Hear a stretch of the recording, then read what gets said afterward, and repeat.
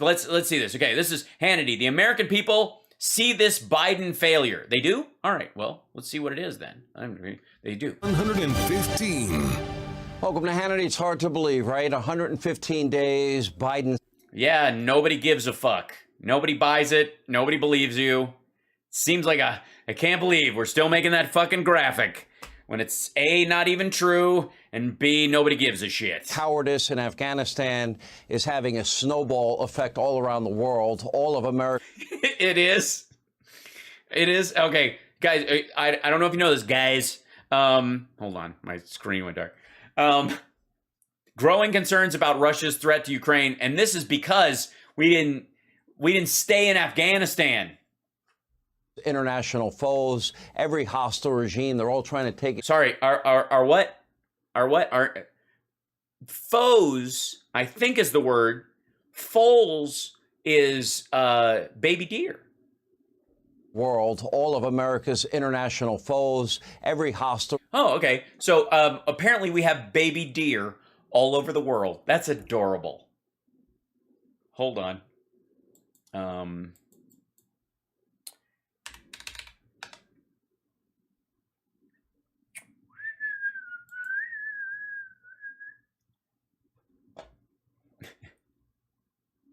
And now, a word from the International Foals spokesperson. Hi, everyone. As the holidays are upon us, I want to remind you that a lot of deer will be crossing the highway as you're driving to see your relatives, and just be a little careful. If they don't move, just enjoy the moment. You don't have to, you're not in a huge hurry. It's the holidays. Just let it slide. Or as we like to say around here, let it slay. Anyways. All right. So stupid. They're all trying to take advantage of Joe and his obvious cognitive. I hate it when baby deer try to take advantage of me. Look, I'm just napping on a piece of soft peat moss near a giant oak tree. Can't a hobbit get a nap without some foal coming over and trying to take advantage? His appeasement-centric policies. Appeasement. Again, I think Sean went to the same diction coach. This is Tucker Carlson. And his obvious cognitive decline, his appeasement-centric policies. Yeah, here's a thought, Sean. If you're gonna say someone has cognitive decline, don't fuck up the next easy word in the sentence. Kind of undermines your whole. Also, showing footage of him walking across.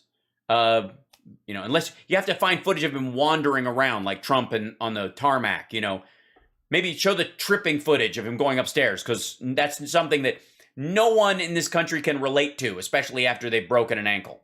And frankly, sheer incompetence. He's turned the page, he tells us. Well, what about the families that he left behind that are in harm's way? Yeah, show them. They're all behind this. They're in this car factory. Taliban rule. Now, this is particularly true on the border between Russia. Excuse me. First of all, I'm the only hostile actor right now, young man. And what is this? Why is it? Hold on. Maybe that's just me. Hold on. Let me bring the screen down a little bit. This is a little more balanced, but still. What a hostile actor.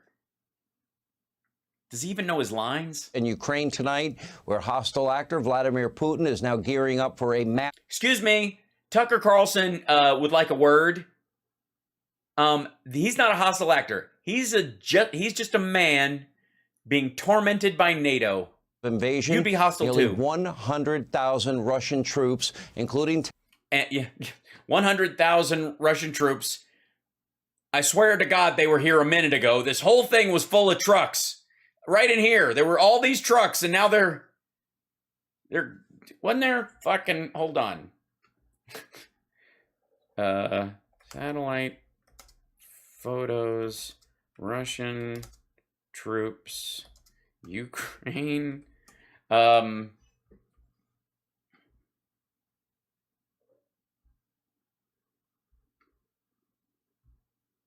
weren't there like a bunch of fucking trucks there? It's like, I've seen this footage and this footage. There they are. What, did they leave? The fuck are you doing? November 26th, that's from Maxar.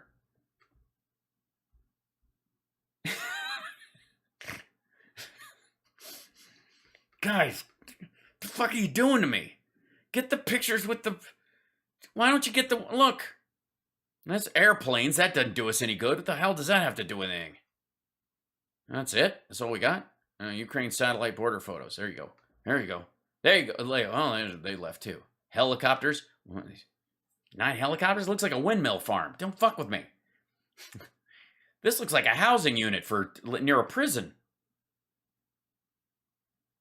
Oh, the Russians have gotten sneaky. They're painting their planes sky-colored. Hey, is that the plane going really? See that streaky white stuff coming out of that? Is that the fighter jet? No, it's just a piece of sky doing loops. There you go. There's a bunch of this. Oh, there they go. Here they come, the tanks, just doing their little thing. And lining up to make it look like there's as many of them as possible. This is not at all posturing. This is not, guys. I don't want you to think for a second, look at that dirt. That is dirt. I can't have, look at that. This slideshow is over. This is the footage you came up with? There were a bunch of trucks right in here, and then they all drove away. I don't know where they're going. Are they on break? What the fuck is up, man? And artillery are already amassed at the border. Many are now fearing that an invasion could be imminent. And by the way, our intelligence feels that way as well. But don't worry. Our intelligence? You mean at Fox News? Because today Joe Biden called up Russian dictator Vladimir Putin, and he gave him a really stern talking to. And here's how the call started. Take a look. Приветствую, господин президент.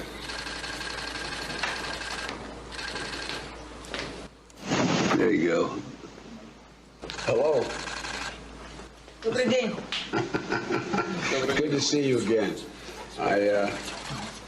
Unfortunately, last time we didn't get to see one another at the G20. I hope next time we meet, we do it in person. Hello. No doubt Vladimir Putin is shaking in his boots. According to the White House, Biden voiced his deep support when he... Excuse me. He's not wearing boots, okay? He's wearing tap shoes. I believe that Russia's welcome around to the go. All right. Sorry. Can I just put this, hold on. I don't want this hostile actor picture there or whatever. It'd be nice. Can we just put this here for me? He turned on the microphone for Ukraine's sovereignty, and he vowed, quote, strong economic and other measures. I have to move these out of the way. We can't have the be inside a cake when we talk about strong economic and other measures in the event of a military escalation, right? Event of a military escalation. Now get this, Biden's strategy reportedly includes reinstating sanctions on Russia's Nord Stream 2 pipeline into Germany. You can't make this up. Firing Keystone.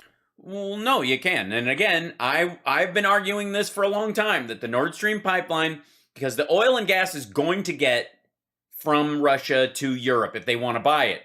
But if they bring it by boat and by truck, if you want to stop it, it creates an international incident where you actually have to have soldiers or officials in between human beings doing their job, either blockading boats or blockading trucks or any of that shit.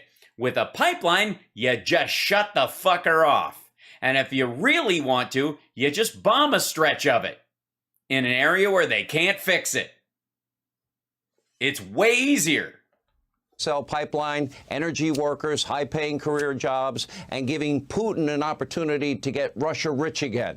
A few months ago, Joe had lifted all sanctions on the very same pipeline, and he got nothing in exchange. He was trying to appease He was trying to what? Vladimir Putin, the hostile actor, with all too predictable results. Well, I think they were trying to do a reset. But again, I also think this is strategy. And here we go again. The administration is working on a plan to evacuate Americans from Ukraine, another unmitigated and preventable disaster. Now, thus... What? Which part? The leaving them there, or the one which we're supposed to leave them there? Aren't we like 115 days behind enemy lines in Afghanistan? We're supposed to leave. Who are we supposed to leave behind in Russia or in Ukraine? Biden's international policy has been so terrible, even MSDNC's most devout liberal Democrat, Chucky Todd, is now sounding the alarm. Take a look. Wait a minute. Sorry. Chuck Todd? The most devout Democrat? Fuck, man. Try harder. Does the White House accept that they've been a little too passive with Putin?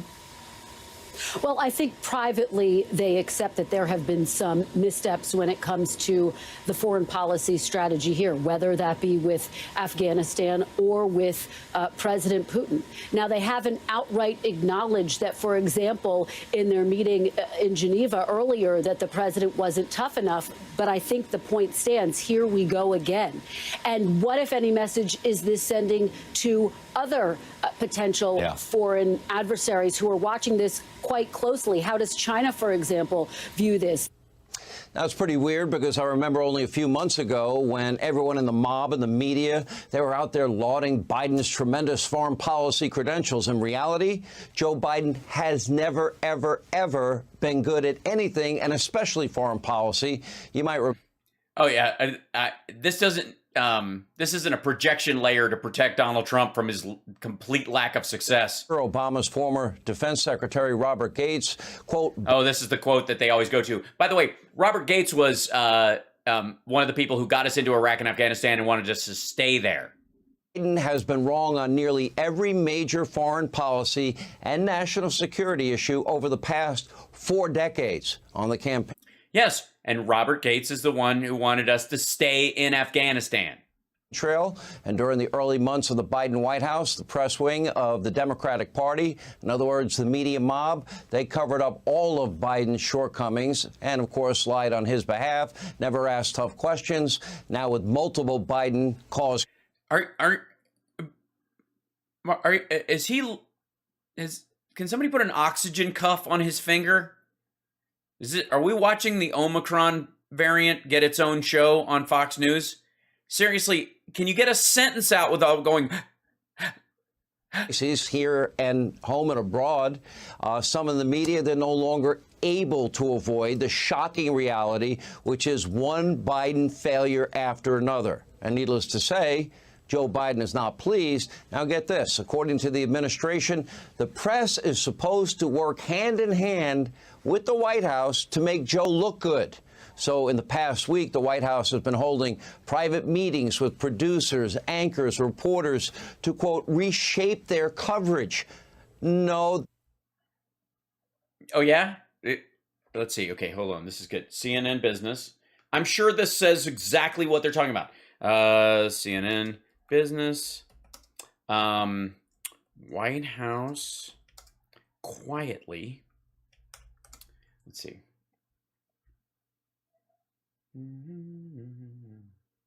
No, let's see.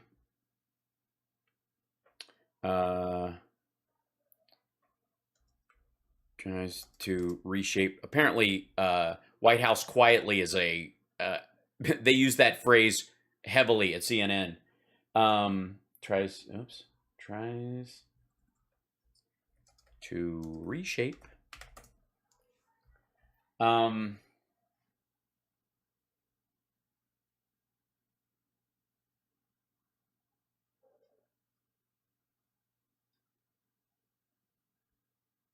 New. Unless you go to news. When is this? Brian Stelter and Oliver Darcy. This is CNN Business. White House quietly tries to reshape economic coverage. Fuck, I have to type the whole thing.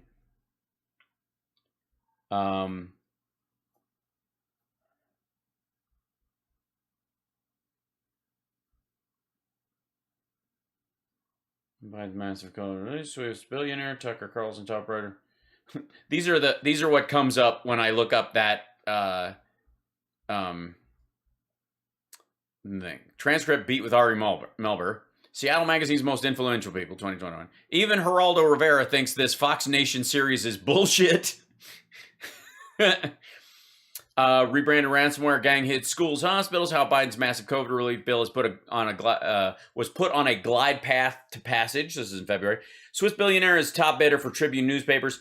Tucker Carlson's top writer resigns after secretly posting racist, sexist remarks in online forum.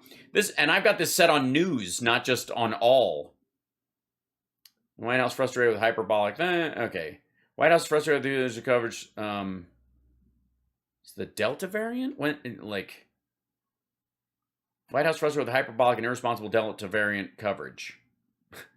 All right. I don't we'll see if it bears out, but it seems to me on a bunch of fronts that, I'm going to have to call He shouldn't be taking talking points from you at all. And right on cue, a Biden sycophant at the Washington Post published what is, in a lot of ways, a hilarious... Sorry. What? How did they get it out? A Biden sycophant at the Washington Post published what is, in a lot of... He published it. I don't know if it was painful when he published it. Right on cue, a Biden sycophant at the Washington Post published what is, in a lot of ways... Seriously, what's happening at Fox News? Have they shut off the ventilation system? Is there chloroform in all the Kleenex in the place? What the fuck is happening? Pure insanity. What's happening over at Fox News when they're trying to publish. Right on cue, a Biden sycophant at the Washington Post published what is, in a lot of ways, a hilarious article. The media treats Biden as badly or worse than Trump. I don't know what world that person's... Whoa, son. You left out two words. Why would you read the media treats Biden as badly or worse than Trump, and then leave off this and this? Why would you leave off that part? I'm sure you're going to go into the fact that this guy went to an AI program and had it determine whether the news was positive or negative versus the reality of what was going on, and weigh that against the coverage and see what it comes up with, because that's what the actual story was about. Again. Now, Biden Chief of Staff Ron Klain, and he tweeted out the article. Now, Ron is living in an alternate universe that he himself was creating. This is the very definition. You don't get better, more sycophantic coverage. It's the entire media mob, print media. You have NBC, ABC, CBS, two news channels that say they're news that are really propaganda for the Democratic Party. I see. But please go on. Fox News host who has friends on Newsmax, OAN, and RSBN, and Breitbart.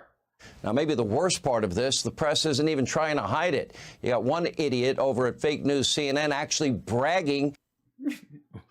One idiot over at fake news CNN. At least Fox is balanced in their coverage. About these strategy meetings with the White House on Twitter.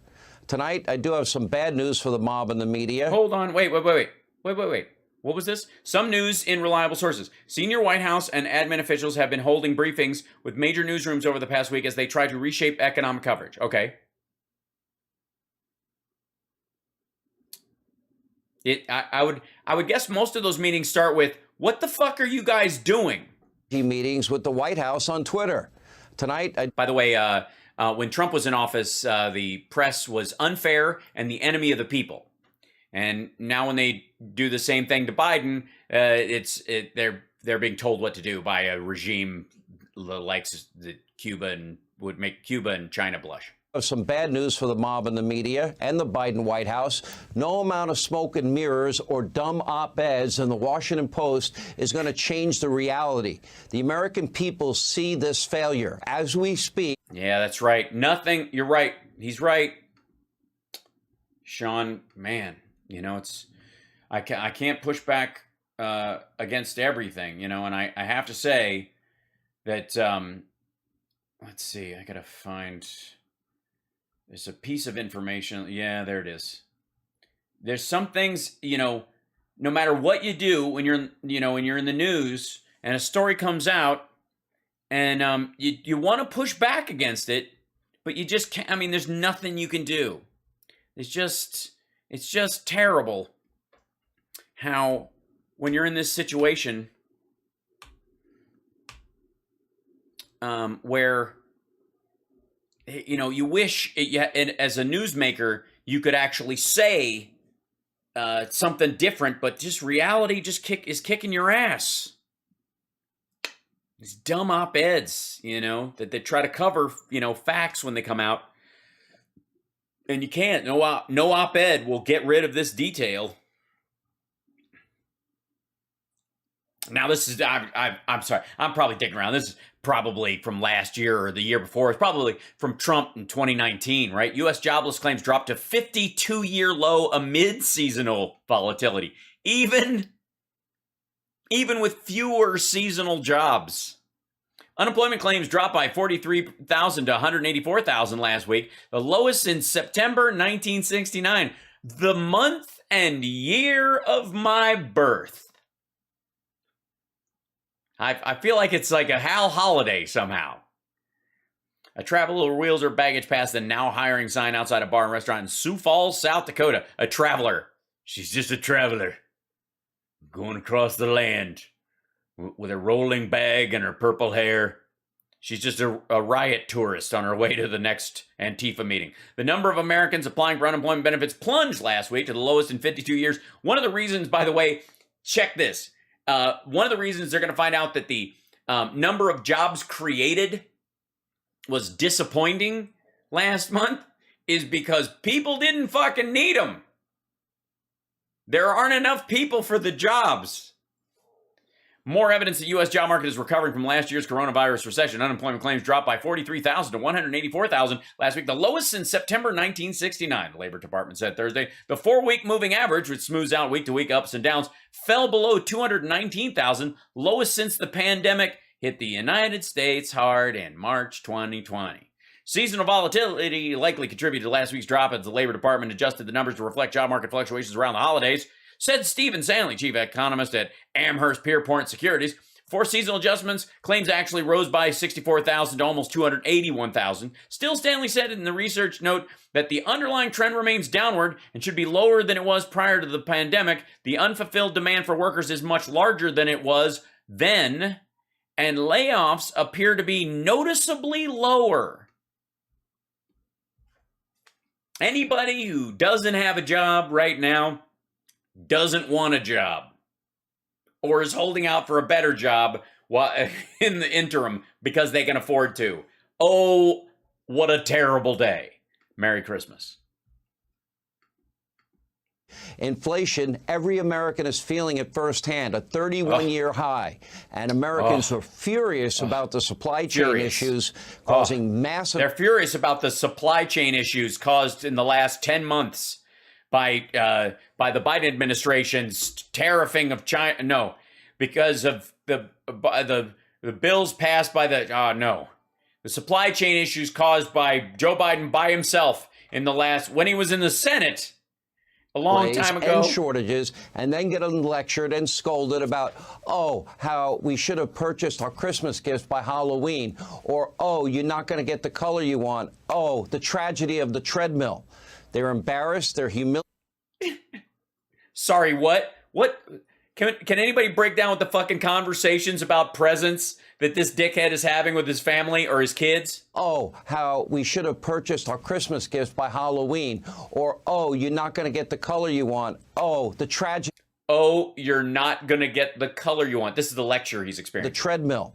They're embarrassed. They're humiliated by the disastrous withdrawal from Afghanistan. Most Americans don't like the idea of abandoning. Yeah, I mean, a lot of people put off their Christmas shopping till after Halloween just because of the shock of Afghanistan. Fellow Americans, which, by the way, just in case you were wondering, we're no longer in. 20 years we were in. We're not anymore. We're out. We're not in Afghanistan anymore. We're out. What Trump ran on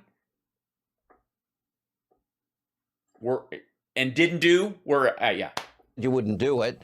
Most Americans are deeply worried about the crisis Joe created at the southern border. They don't like... Are we? We're deeply worried about the crisis? I blame the wall, personally. preferential treatment. If you're an illegal immigrant, you don't. The tragedy of the treadmill. Can I see that video, please? Excuse me, softball, Saul. It's not a video. It's a series on Netflix right now. The tragedy of the treadmill. It's like a. I think it's from Finland. It's one of their mystery series. I can't watch it. It's translated. I'd rather watch subtitles. It's just doesn't do it justice. COVID test. There's no vaccine He's murdered. Find the knife. mandate. But they are mandating vaccines. It's stuck in the treadmill. For 5-year-olds, if you want to take a 5-year-old kid to a New York City restaurant. And by the way, they're getting sick and tired, the American people, of being told that parents' input in schools is not wanted. They're tired of... Yeah, nobody's saying that. He's still running on the McAuliffe thing. The kids, the parents don't get to just show up at school board meetings and go, I don't think we should teach English. Age-inappropriate material being taught and critical race theory and other anti-American propaganda force-fed into our kids' minds. They don't want Build Back Better, New Green Deal, radical Marxism, socialism to become the law of the... Well, yeah, I mean, obviously, I'd like to see that bill, though. Build Back Better, New Green Deal, radical socialist Marxism. Shit, that'll give you a cramp right in the windmill. And the Democratic Party has lost its way. And guess what? You know who's helping them out the most right now? That would be Mitch McConnell, the Senate. Oh, thank you. I was like, how long will it take him to blame Republicans for not solving this? Oh.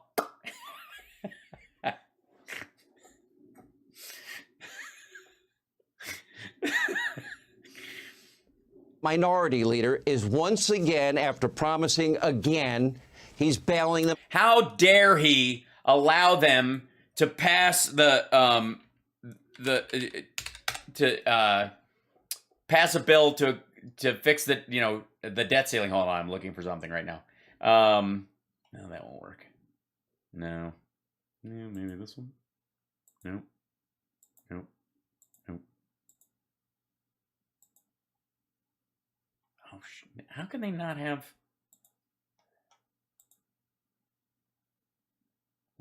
What? Sorry, I'm looking for something. Wait a minute. Oh. How do you not have... All right. I can't believe I don't have a filter that turns me into a turtle. I'm very disappointed. I'm going to have to make one. Clearly. Out one more time.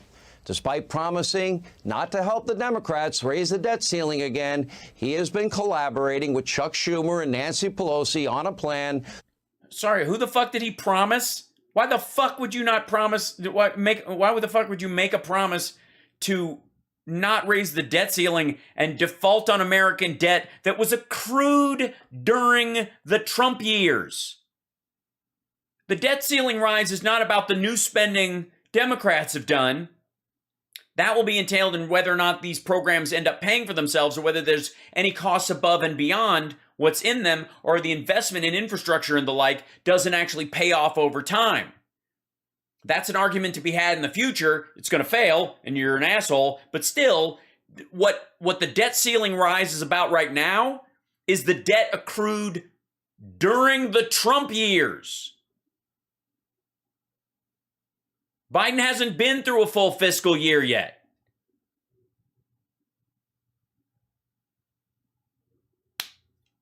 I mean, how do you... All right. That would allow Democrats to raise the debt ceiling on their own, supposedly, thereby giving them more time to pass Build Back Better, New Green Deal socialism. He's doing it by creating a new rule the Senate never had before. We'll see if he can get 9 more Republicans to go along with this insanity. I guarantee it'll be 10 or 12. In doing so, McConnell is throwing his fellow Republicans. I think the same 17 that voted for the infrastructure bill are going to vote to extend the debt ceiling. Under the bus. He's giving his Democratic colleagues a much-needed lifeline. They're not including the Republicans in any way in any budget talks. It's totally unacceptable. Mitch McConnell needs to go. He's not a leader. Hey, Sean Hannity here. Hey, click. I was just letting that ride. Yes, Mitch McConnell needs to go. Not for the reasons you think, but whatever, bruh. Knock yourself out.